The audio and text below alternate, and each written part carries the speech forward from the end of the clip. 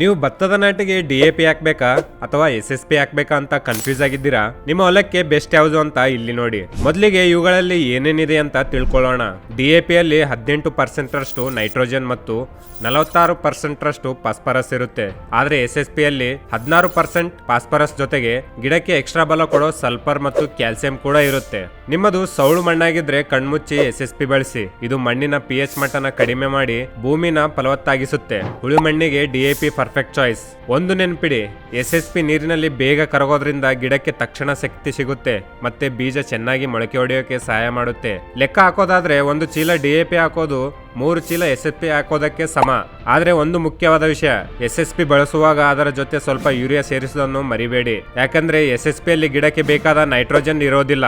ನಿಮಗೆ ಕೃಷಿ ಸಂಬಂಧಿಸಿದ ಯಾವುದೇ ಪ್ರಶ್ನೆಗಳಿದ್ರು ಕೆಳಗಡೆ ಕಮೆಂಟ್ ಮಾಡಿ ತಿಳಿಸಿ. ರೈತರಿಗೆ ಉಪಯೋಗ ಆಗೋ ಇಂಥ ಹೆಚ್ಚಿನ ಮಾಹಿತಿಗಾಗಿ ಈ ವಿಡಿಯೋನ ಲೈಕ್ ಕೊಡಿ ಮತ್ತು ನಿಮ್ಮ ಫ್ರೆಂಡ್ಸ್ಗೆ ಶೇರ್ ಮಾಡಿ.